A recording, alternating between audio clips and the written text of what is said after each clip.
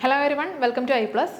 നമ്മൾ ഇന്നത്തെ ക്ലാസ്സിൽ ഡിസ്കസ് ചെയ്യുന്നത് കഴിഞ്ഞ എക്സാമുകൾക്ക് ബിൽഡിംഗ് മെറ്റീരിയൽസ് എന്ന് പറയുന്ന സബ്ജക്റ്റിൽ നിന്നും ചോദിച്ചിട്ടുള്ള പ്രധാനപ്പെട്ട ക്വസ്റ്റ്യൻസ് ആണ്. സോ നമുക്ക് ഒന്നാമത്തെ ക്വസ്റ്റ്യനിലേക്ക് കിടക്കാം.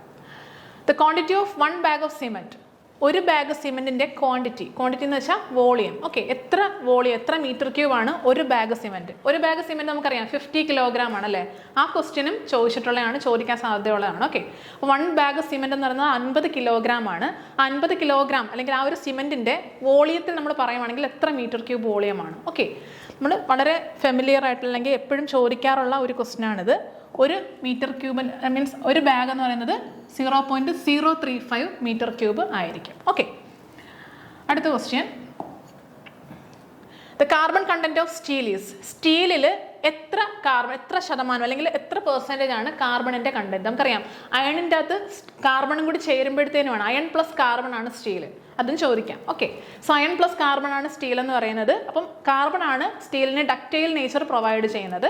അപ്പം എത്ര പെർസെൻറ്റേജ് ആണ് നമ്മുടെ നോർമൽ ഒരു മൈൽഡ് സ്റ്റീലിൽ ഉപയോഗിക്കുന്ന കാർബണിൻ്റെ കണ്ടന്റ്? ഓക്കെ, നമ്മൾ നോർമലി പറയുന്ന ഇതുപോലാണ്. അയണിൻ്റെ ഓറുകളാണ്. കാസ്റ്റ് ആണെന്ന് പറയുമ്പം കാർബൺ കണ്ടന്റ് 2.1 to 4% ആയിരിക്കും. ദെൻ റോട്ട് അയണിൽ കാർബൺ കണ്ടന്റ് 0.08 to 0.15% ആണ്. ദെൻ സ്റ്റീലിൽ 0.1 to 0.25% ആയിരിക്കും. ദെൻ പിഗ് അയണിൽ 5 to 6% ആണ്. അപ്പം ഇതിൽ നിന്നും തന്നെ പല ക്വസ്റ്റ്യൻസ് എക്സാമുകൾക്ക് ചോദിക്കാവുന്നതാണ്. ഏറ്റവും ഇംപ്യൂർ ഫോം ഓഫ് അയണിൻ്റെ തന്നെ ഏറ്റവും ഇംപ്യൂർ ആയിട്ടുള്ള ഫോം ഏതാണ്? ഏറ്റവും കൂടുതൽ കാർബൺ ഏതാണ് അടങ്ങിയിരിക്കുന്നത്? അതാണ് impure form, pig iron. 5 to 6% carbon ഉണ്ട്. So pig iron is the most impurity അടങ്ങിയിരിക്കുന്നത്. ഓക്കെ, മോസ്റ്റ് പ്യൂറസ്റ്റ് ഫോം ഏതാണ്? ഏറ്റവും ശുദ്ധമായ ഫോം ഏതാണ്? റോട്ട് അയൺ ആയിരിക്കും. അതിലാണ് ഏറ്റവും കുറവ് കാർബൺ കണ്ടന്റ് അടങ്ങിയിരിക്കുന്നത്. ഓക്കെ, അപ്പോൾ നമുക്ക് വേണ്ടത് സ്റ്റീലാണ്. സോ 0.1 to 0.1 to 0.25% ആണ് എന്ത് കാർബൺ കണ്ടന്റ് സ്റ്റീൽ എന്ന് പറയുന്നത്. ഓക്കെ, ക്ലിയർ ആയെന്ന് വിചാരിക്കുന്നു. അടുത്ത ക്വസ്റ്റ്യനിലേക്ക് പോവാം. So next question. The ability of materials to get stretched into a wire by pulling or drawing is, അതായത് ഒരു വയറിന് അല്ലെങ്കിൽ വയർ തന്നെയല്ല ഏത് മെറ്റീരിയൽ ആയാലും അതിൻ്റെ എബിലിറ്റി ടു സ്ട്രെച്ച് ആണ്. സ്ട്രെച്ച് ചെയ്യുക എന്ന് വെച്ചാൽ വലിയാനുള്ള ടെൻഡൻസി അല്ലേ, വലിയാനുള്ള കഴിവിനെ വിളിക്കുന്ന പേരാണ്. അതായത് മീൻസ് ലാർജ് ഡീഫോം ചെയ്യുന്ന വെച്ചാൽ വലിയുക, അതിന് വിധേയമാകാനുള്ള കഴിവിനെ വിളിക്കുന്ന പേരാണ് എന്ത്? ഡക്റ്റിലിറ്റി എന്ന് പറയും. ഓക്കെ, വലിയാനുള്ള കഴിവ്. ഇപ്പോൾ ഒരു ഇലാസ്റ്റിക് റബ്ബർ ബാൻഡ് എടുത്തു, വലിക്കുമാണ്. സോ അത് വലിയുന്ന എന്തുകൊണ്ടാണ്? അതിൻ്റെ ഇലാസ്റ്റിസിറ്റി ഉണ്ട്. അല്ലെങ്കിൽ ഇലാസ്റ്റിസിറ്റി നമ്മൾ മറ്റൊരു രീതിയിൽ ഒരു ഡെഫിനിഷൻ വൈസ് പറയുന്നതാണ് ഡക്റ്റിലിറ്റി കൊണ്ടാണ് അല്ലേ. ഡക്റ്റിലിറ്റി ആണ്. സോ ആൻസർ ഓപ്ഷൻ എ ആണ് നമ്മുടെ answer. Ability of a material to undergo large deformation ആണ് ഡക്റ്റിലിറ്റിയുടെ യഥാർത്ഥ definition. And ability of a material to get stretched into a wire by pulling or drawing. അടുത്ത question. The increase in volume of dry sand when water is added is called. അതായത് സാൻഡിലേക്ക്, sand എന്ന് പറയുമ്പോൾ നമുക്കറിയാം dry സ്റ്റേറ്റിലാണ് അല്ലേ, ഉണങ്ങിയിരിക്കുന്ന അവസ്ഥയാണ്, വെള്ളമൊന്നുമില്ല. പക്ഷെ നമ്മൾ അതിലേക്ക് വീണ്ടും വെള്ളം നനച്ചു കഴിഞ്ഞാൽ എന്ത് സംഭവിക്കും? കുഴച്ച് കഴിഞ്ഞാൽ മിക്സ് ചെയ്താൽ എന്ത് സംഭവിക്കും? അതിൻ്റെ വോളിയം ഇൻക്രീസ് ആവും. വീണ്ടും വെള്ളം ആഡ് ചെയ്തു, വീണ്ടും വോളിയം ഇൻക്രീസ് ചെയ്തു. അങ്ങനെ ഇൻക്രീസ് ചെയ്ത് ഒരു പെർട്ടിക്കുലർ ലിമിറ്റ് വരെ ഇൻക്രീസ് ആവും. പക്ഷെ വീണ്ടും നമ്മൾ വെള്ളം ഒഴിച്ചു കഴിഞ്ഞാൽ എന്ത് സംഭവിക്കും? അത് ആ വെള്ളത്തിൽ അടിഞ്ഞു പോകും. ഓക്കെ, അതായത് എന്തുകൊണ്ടാണ് ഇങ്ങനെ വെള്ളത്തിനെ ആഗിരണം ചെയ്തത് ഇൻക്രീസ് ആവുന്നത്? ഉണങ്ങിയിരിക്കുന്ന അവസ്ഥയിൽ സോയിലിന് ഉള്ളിൽ നിറച്ചും വോയിഡ് സ്പേസുകളായിരിക്കും, എയർ ആയിരിക്കും, ഫുൾ ഓഫ് എയർ. ആ എയറിലേക്കാണ് ഈ വെള്ളം ആഗിരണം ചെയ്യപ്പെടുന്നത്. ഓക്കെ, അപ്പം ഈ എയർ ഈ വാട്ടർ കൊണ്ട് ഫില്ലാകുമ്പോൾ എന്ത് സംഭവിക്കും? അത് ബൾക്കെന്ന് വെച്ചാൽ എന്താണ്? ബൾക്കായിട്ടിരിക്കുക അല്ലെ, വോളിയം വ്യാപ്തം കൂടിയിരിക്കുക. സോ അതിൻ്റെ വോളിയം ഇൻക്രീസ് ആവുന്നു. സോ അതിനെ വിളിക്കുന്ന പേരാണ്, ആ പേരിൽ നിന്ന്, ആ ഡെഫിനിഷനിൽ നിന്ന് തന്നെ ഇൻക്രീസ് ഇൻ വോളിയം, ബൾക്കിംഗ് ആണ്. Increase in volume due to the addition of water എന്ന് പറയുന്നത് ബൾക്കിംഗ് ആണ്. ഓക്കെ, ആ ഒരു രീതിയിൽ ഓർത്തിരിക്കുക. അടുത്ത question. The compressive strength of stone is found by. സ്റ്റോണിൻ്റെ കംപ്രസീവ് സ്ട്രെങ്ത് കണ്ടുപിടിക്കാൻ വേണ്ടിയിട്ട് നമ്മൾ യൂസ് ചെയ്യുന്ന ഒരു ടെസ്റ്റ് ഏതാണ്? Attrition test, crushing test, hardness test, impact test. ഏതാണ്? നമ്മൾ ക്രഷിങ് അല്ലേ, കംപ്രസീവ് സ്ട്രെങ്ത്, കംപ്രസ് ചെയ്യുക എന്ന് വെച്ചാൽ ക്രഷ് ചെയ്യുക അല്ലേ. സോ ക്രഷിംഗ് ടെസ്റ്റ് ആണ് കംപ്രസീവ് സ്ട്രെങ്ത് കണ്ടുപിടിക്കാൻ വേണ്ടിയിട്ട് നമ്മൾ സ്റ്റോണിൽ ചെയ്യുന്ന ടെസ്റ്റ്. സോ ആൻസർ എന്ന് പറയുന്നത് എന്താണ്? ഓപ്ഷൻ ബി ആണ് ആൻസർ ആയിട്ട് വരുന്നത്. Okay, next question.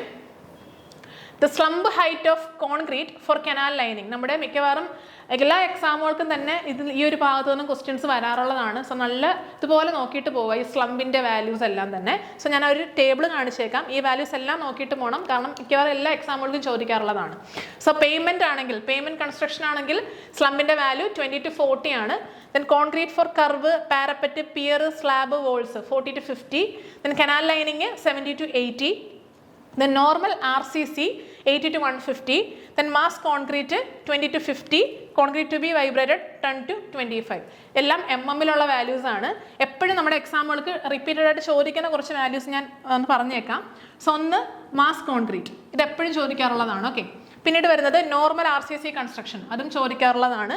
പിന്നെ വന്നിരുന്നത് കനാൽ ലൈനിങ്, ഇതും എപ്പോഴും ചോദിക്കാറുള്ളതാണ്. പിന്നീട് ചോദിക്കുന്ന കാര്യത്തിനോട് ശ്രദ്ധിക്കുക, ചെറിയ രീതിയിലുള്ള വാല്യൂസിന് ചേഞ്ച് വരുത്തിയും അവർ ചോദിക്കാറുണ്ട്. ഓക്കെ. സോ ഈ ഒരു റേഞ്ച് പഠിച്ചു വെച്ചേക്കുക. അപ്പോൾ നമ്മുടെ ക്വസ്റ്റ്യൻ കനാൽ ലൈനിങ്ങിന് വേണ്ടിയിട്ട് ഉപയോഗിക്കുന്ന സ്ലംബ് വാല്യൂ എത്രയാണെന്നാണ്. സോ 70 to 80 ആണ് നമ്മൾ ഉപയോഗിക്കുന്നത്. ഓക്കെ, ക്ലിയർ ആയെന്ന് വിചാരിക്കുന്നു. അപ്പോൾ ഇത്രയും ഈ ഒരു ടേബിൾ പഠിച്ചു വെച്ച് കഴിഞ്ഞാൽ നമുക്കൊരു മാർക്ക് കിട്ടും. ഓക്കെ.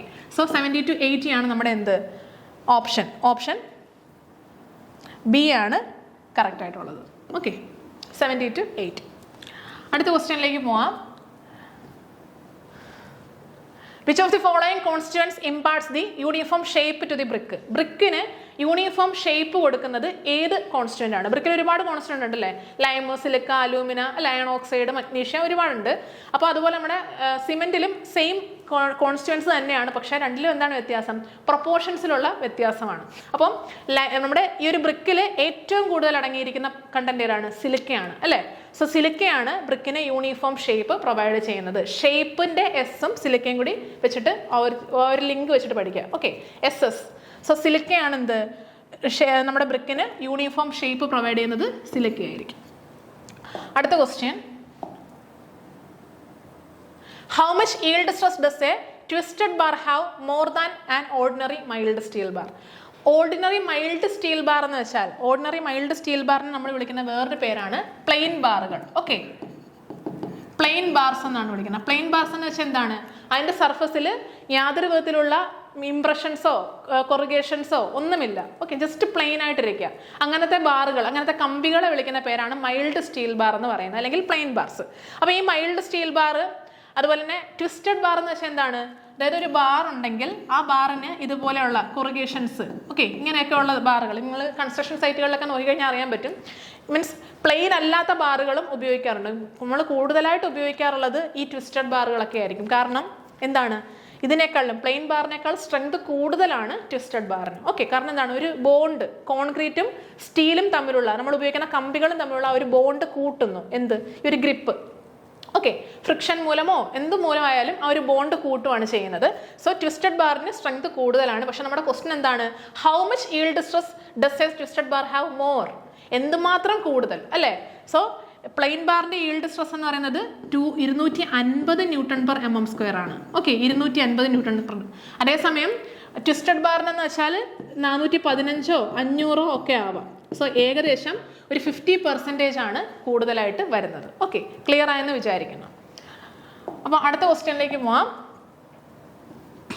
The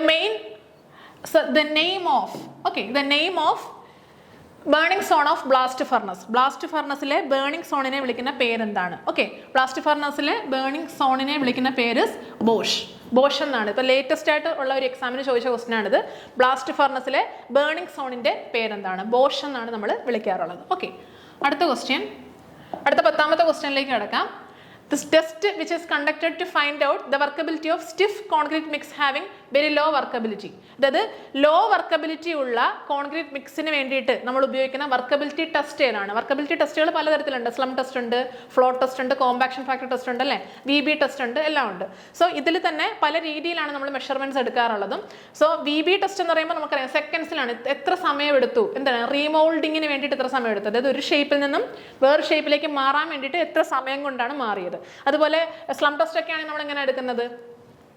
ജസ്റ്റ് അതിൻ്റെ എത്ര സെറ്റിൽമെന്റ് ഉണ്ടായി അല്ലേ. ദെൻ കോമ്പാക്ഷൻ ടെസ്റ്റ് എന്ന് വെച്ചാൽ കോമ്പാക്ഷൻ ഫാക്ടർ വെച്ചിട്ടാണ് പറയുന്നത്, ഒരു ജസ്റ്റ് ഒരു റേഷ്യോ അല്ലേ.